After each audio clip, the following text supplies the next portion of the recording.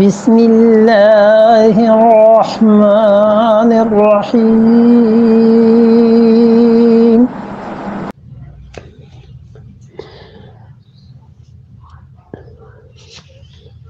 وَإِن كُنتُمْ عَلَى سَفَرٍ وَلَمْ تَجِدُوا كَاتِبًا فَرِحَانٌ مَّقْبُوضَةٌ فَإِنْ آمِنَ بَعْضُكُمْ بَعْضًا فَلْيُؤَدِّ الَّذِي اؤْتُمِنَ أَمَانَتَهُ وَلْيَتَّقِ اللَّهَ رَبَّهُ وَلَا تَكْتُمُوا الشَّهَادَةَ وَمَن يَكْتُمْهَا فَإِنَّهُ آثِمٌ قَلْبُهُ وَاللَّهُ بِمَا تَعْمَلُونَ عَلِيمٌ۔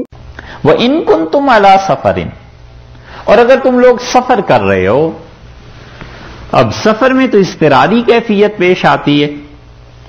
وَلَمْ تَجِدُوا كَاتِبًا، اور تمہیں کوئی لکھنے والا نہیں مل رہا، سفر کر رہے ہو لکھنے والا نہیں مل رہا۔ لیکن یہ حکم سفر کی تو اللہ تعالیٰ نے ویسے ہی مثال کے طور پہ کہا ہے، اصل میں یہ حکم گھر کے لیے بھی ہے، سفر کے لیے بھی ہے، اپنے شہر کے لیے بھی ہے، ہر جگہ کے لیے عام ہے، لیکن سفر کا اس لیے ذکر فرما دیا ہے کہ فرض کر لو سفر میں صورتحال ایسی پیش آ جائے، وگرنہ ہر جگہ کے لیے۔ وَلَمْ تَجِدُوا كَاتِبًا، اور تمہیں کوئی اس معاملے کو لکھنے والا نہیں مل رہا، فَرِحَانٌ، تو گروی رکھ لو، مقبوضہ، جس پہ تم نے قبضہ کر لیا۔ تم گروی بھی رکھ سکتے۔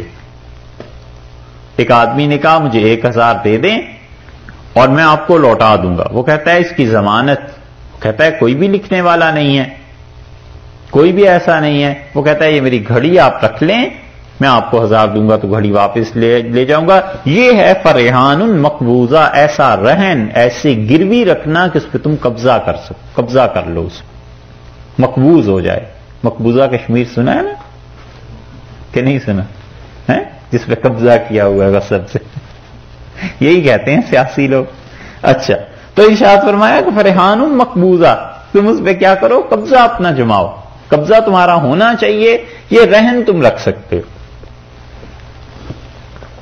لیکن اس رہن سے فائدہ اٹھانا وہ سود ہے، سمجھے؟ رہن اس لیے رکھا ہے کہ گارنٹی ہے، اس رہن کی چیز سے فائدہ اٹھانا سود ہے، رہن سے فائدہ نہیں اٹھا سکتا۔ گھر لے لیا، کسی کا گھر کی رجسٹری دے دیں اور 10 لاکھ مجھ سے لے جائیں، اب وہ گھر لے کے کرائے پر چڑھا دے کہ اس سے مجھے نفع ملے گا، فائدہ ہوگا، تو یہ سود ہی ہے نا، اس لیے کہ قرضہ دیا اور قرضے کے عوض میں تو پیسے لا رہا ہے وہ۔ رہن سمجھتے ہیں؟ گروی یہ ہے، تو رہن کی چیز سے فائدہ نہیں اٹھانا چاہیے۔ اور کبھی کبھی ایسے بھی ہوتا ہے کہ صرف اعتبار ہی ہوتا ہے، اور کوئی اعتبار کے قابل ہو تو اس کا اعتبار کر لینا چاہیے، اپنی اپنی ججمنٹ کی بات۔ رسول اللہ صلی اللہ علیہ وسلم ایک آدمی نے سفر کیا اور اسے پیسے کی ضرورت پیش آ گئی، تو اس نے کسی اللہ کے بندے سے کہا کہ میں سفر میں ہوں، مجھے پیسے دے دو، میں تمہیں لوٹا دوں گا۔ اس نے کہا آدمی تو تم صحیح ہو، مگر تمہارا ضامن کون ہے، گواہ کون ہے، کون اس بات کی ذمہ داری اٹھاتا ہے؟ تو اس نے کہا اللہ تعالیٰ کے نام پہ دے دو، اللہ اس بات پہ گواہ ہے، یہ پیسے تمہیں میں بھیج دوں گا۔ اسے دے دیے۔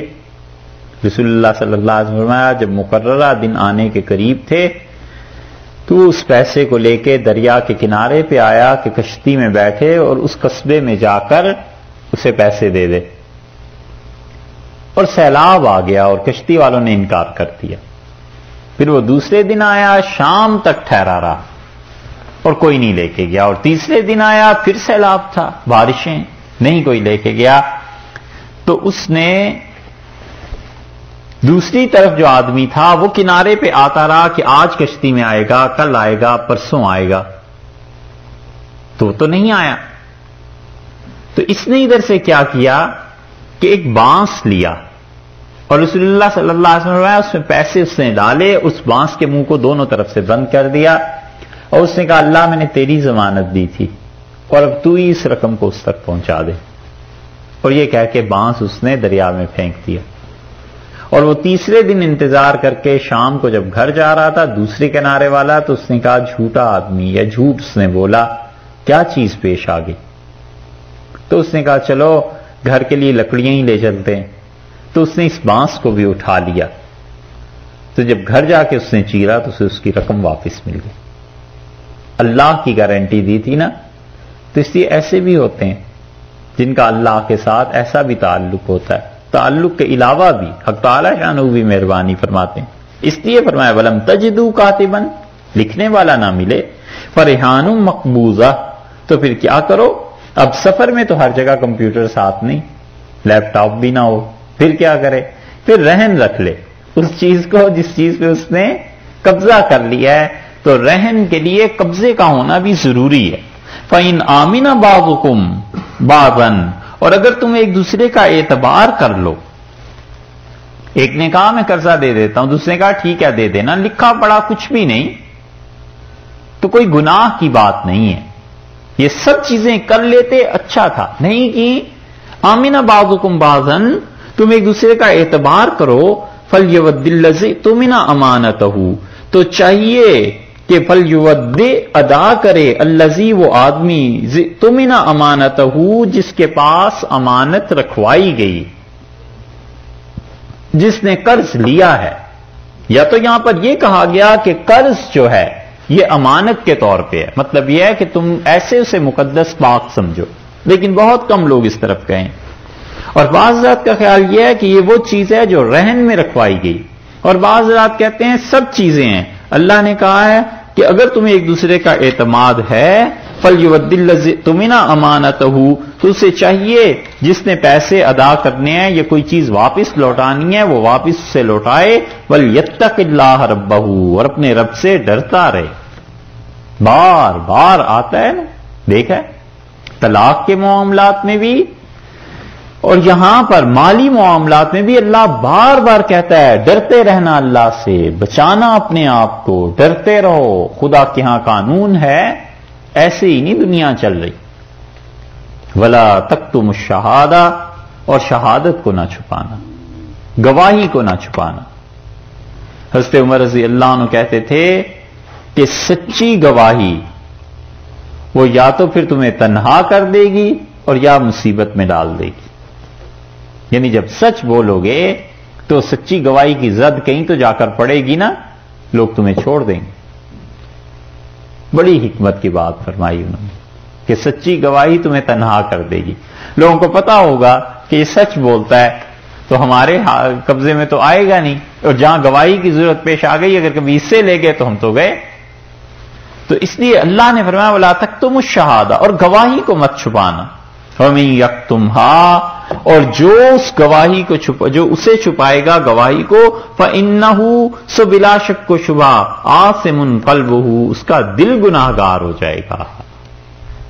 دیکھا اتنا بڑا نقصان ہے سچی گواہی کو چھپانے کا کہ دل گناہگار ہو جائے گا، کیونکہ دل ہی کی حکومت ہوتی.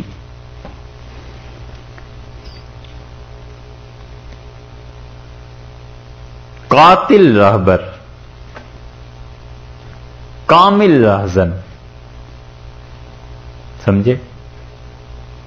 قاتل رہبر جو رہبری کرتا ہے، رہنمائی کرتا ہے، قتل کر دینے والا وہ. کامل رہزن اور پکا ڈاکو، دل سا دوست نہ دل سا دشمن. دل جیسی چیز رہنمائی کرنے میں بھی اس جیسا کوئی نہیں اور تباہ کرنے میں بھی اس جیسا کوئی. دل ہی سب سے اچھا دوست اور دل ہی سب سے برا دشمن. فَإِنَّهُ آثم قلبہ، دل گناہگار ہو جائے گا. کیونکہ آدمی جب اس کا دل گناہگار ہو جاتا ہے تو پھر دماغ میں، سوچ میں پاکیزگی باقی نہیں رہتی. پھر وہ سوچے گا ہی گناہ کی. ہاتھ پاؤں سارا جسم ارادے کے تابع ہے نا. چور کا ارادہ ہوتا ہے کہ چوری کریں تو ہی تو گھر سے نکلتا ہے اور چوری کرتا ہے. تو جب اس کے اندر ایسی ڈسک فٹ ہو گئی جو ہمیشہ اسے گناہ کی ترغیب دیتی ہے تو پھر کیا ہوگا؟ اور وہ دل ہے. اللہ نے کہا اگر سچی گواہی چھپاؤ گے فَإِنَّهُ آثم قلبہ، تو تمہارا دل گناہگار ہو جائے گا. کبھی بھی گواہی میں جھوٹ نہیں بولنا. اسی طرح سورہ مائدہ میں اللہ نے فرمایا ہے کہ دیکھو کبھی بھی گواہی کے میں یہ نہ سوچنا کہ تمہارے یہاں جو آدمی جس کے خلاف گواہی دینی ہے وہ غریب ہے یا امیر ہے، کہ غریب سمجھ کے اسے جھوٹی گواہی دے بیٹھو کہ اس کا کچھ فائدہ ہو جائے۔ اللہ نے کہا نہیں، غریب اور امیر، غربت اور امارت بھی نہیں دیکھنی، اور یہ بھی نہیں دیکھنا کہ اس گواہی کی زد اگرچہ تمہارے والدین پر پڑتی ہو تو بھی پرواہ نہ کرنا، گواہی سچی دینا۔ وہ ایسا مقام ہے جس میں اللہ نے غریبوں کو بھی نہیں چھوڑا اور والدین کو بھی نہیں چھوڑا۔ اللہ نے فرمایا گواہی سچی دینا، چاہے اس کی زد جا کے تمہارے والدین پر پڑے۔ تب ایک حد تو ہے نا، کیوں جھوٹ بولو تم، کیوں غلط بیانی سے کام لو، گواہی جھوٹی کبھی نہ دینا۔ وَمَن يَكْتُمْهَا، اور جو ایسی گواہی دے گا فَإِنَّهُ آثِمٌ قَلْبُهُ، اس کا دل گناہگار ہو جائے گا۔ واللہ، اور اللہ تعالیٰ بما تعملون، جو عمل تم کرتے ہو شہادت کا، چھپاتے ہو یا اسے ادا کرتے ہو، جو عمل تم کرتے ہو علیم، اللہ اس سے علم رکھتا ہے، اللہ کو خوب پتا ہے کہ تمہارا عمل تمہیں کہاں تک پہنچائے گا، کہاں تک لے جائے گا۔ کچھ دیر ٹھہریے، ایک رکوع بھی پڑھا کی